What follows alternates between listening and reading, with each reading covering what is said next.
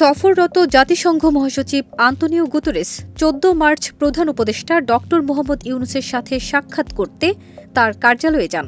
এ সময় জাতিসংঘ মহাসচিবকে উষ্ণ অভ্যর্থনা জানান ড মোহাম্মদ ইউনূস ও তার কার্যালয়ের শীর্ষ কর্মকর্তারা। প্রধান উপদেষ্টার সাথে দ্বিপাক্ষিক বৈঠক হয় জাতিসংঘ মহাসচিবের। এ সময় বাংলাদেশের বিভিন্ন ক্ষেত্রে সংস্কার, রোহিঙ্গাদের জন্য সহায়তা বৃদ্ধি ও দ্বিপাক্ষিক বিভিন্ন বিষয়ে আলোচনা করেন তারা।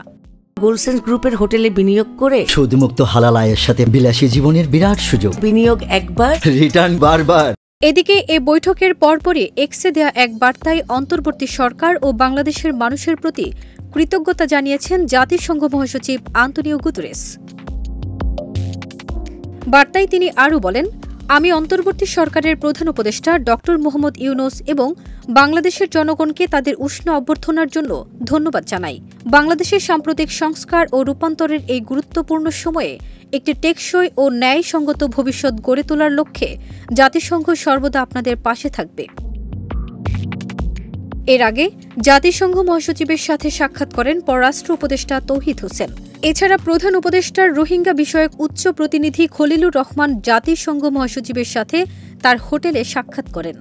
তাদের মধ্যে রোহিঙ্গাদের মিয়ানমারে ফেরত পাঠানো ও তাদের খাদ্য সহায়তা বৃদ্ধি সহ বিভিন্ন বিষয়ে আলোচনা হয় বলে পররাষ্ট্র কর্মকর্তারা জানিয়েছেন। ফারজানা নিকিতা, দেশ রূপান্তর।